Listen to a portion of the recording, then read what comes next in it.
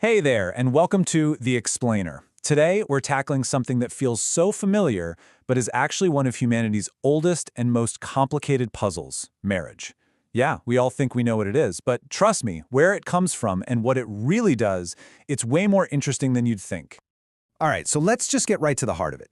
Think about it for a second. From ancient hunter-gatherer groups to the biggest cities today, pretty much every single human society has had some form of marriage. I mean, that's wild, right? It's practically universal. So why?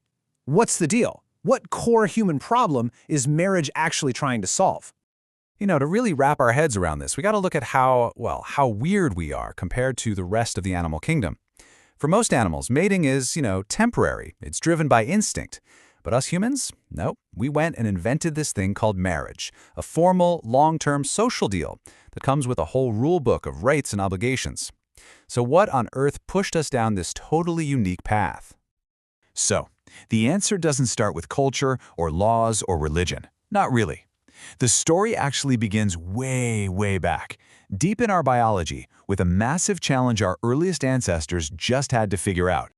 And what's that challenge? It's this tiny little thing, a human baby. I mean, think about it. A baby horse can stand up and walk minutes after it's born. A human infant? They are completely, totally helpless. And not just for a few weeks, we're talking for years.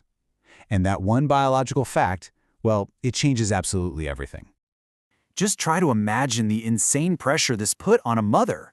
She's recovering, she's nursing, she's trying to protect this totally dependent baby, all while somehow needing to find food for both of them. For our ancestors out on the savannah, a mother and her child alone were just incredibly vulnerable. This wasn't a small problem. This was a massive survival crisis. So what was evolution's answer to this life-or-death problem? The pair bond, a stable, cooperative team-up designed to make sure the kid survives. This bond meant protection for both the mother and the baby, and just as important, it meant a second person bringing home the bacon, so to speak. This right here, this is the biological foundation that the entire institution of marriage is built on. But of course, it's not just about biology, right? Humans took this biological need and turned it into this incredibly powerful piece of social technology. And like any good tech, it comes with a user manual, a set of rules. And rule number one, the big one, the one you find in basically every single human society ever, the incest taboo. Simple rule, you can't marry your immediate family. Now yeah, there are some pretty obvious biological reasons for that, but its social function is actually even more powerful.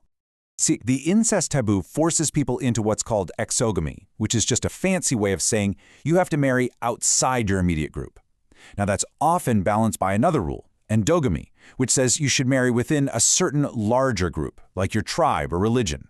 So you've got these two rules working together, kind of like a social GPS, telling you who's off limits and who's a potential partner. And this is where you see the absolute genius of these rules. By forcing you to marry outside your family, you're not just creating a couple, you're building an alliance. You're literally turning strangers into family. And in a dangerous world, turning a potential enemy into your brother-in-law, now that is one heck of a survival strategy. And some cultures got really systematic about this whole alliance-building thing. Take a look at this diagram. It shows something called matrilateral cross-cousin marriage. I know, it sounds super complicated, but the logic is actually pretty simple. It creates this repeating pattern where families exchange partners, which reinforces their bond generation after generation. It's like weaving society together, one marriage at a time. Okay, so that brings us to our next big point. Because while this need for marriage seems to be universal, the form it takes, oh man, it is all over the map. Humans have come up with an incredible menu of marriage options. So the one most of us probably think of first is monogamy, a union between two people. And while it's the most common form of marriage around the globe today, it is by no means the only way humans have done things. For a huge chunk of human history, something called polygyny was actually really common. That's when one man is married to several women. And in a lot of those societies, having more wives wasn't just about a bigger family. It was a straight-up symbol of a man's power, his wealth, and his social status. Then you have the flip side, which is way, way rarer, polyandry. This is where one woman has multiple husbands. You tend to find this arrangement in places with really specific and tough environmental or economic conditions, where it takes the resources of several men to support a single family unit. All right, so we've got biology, we've got social alliances, but there's a third, absolutely crucial layer to this whole marriage thing: economics. Yep, for most of history, marriage has been just as much about money, property, and labor as it has been about love. In fact, in many cultures, a marriage isn't really official until there's been some kind of major economic exchange. And these payments aren't just for show. They are what makes the union legitimate and establishes the rights of any kids that come along. Bride wealth is one of the most common forms you'll see. This is where the groom's family gives goods or money to the bride's family. You can think of it as a way of compensating her family for losing her labor and, of course, her ability to have children, which will now benefit the husband's family line.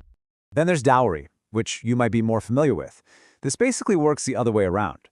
Wealth travels with the bride to her new home and her new family. This is often seen as her cut of the family inheritance, something to set her up and support her in her new life. Okay, so we've looked at the biology, the social rules, all the different shapes it can take, and the money aspect. When you step back and see all the pieces together, you start to realize what an incredibly powerful and really versatile invention marriage actually is. At the end of the day, marriage is like a Swiss Army knife for society. It does a ton of things at once. It establishes who a child's legal parents are. It gives spouses a set of rights over each other's work, property, and even sexuality. It creates a super important bond between two whole families, not just two people. And it's the system we use to regulate how property and social status get passed down through the generations. And that, right there, is the secret to why marriage has stuck around for so long. It's never been just one thing. It's this incredibly flexible tool that has always changed and adapted to solve the big problems of human society, from raising kids and making alliances to managing wealth. So as our world keeps changing faster and faster, it leaves us with a really fascinating question to chew on. What's next for marriage? What will it become?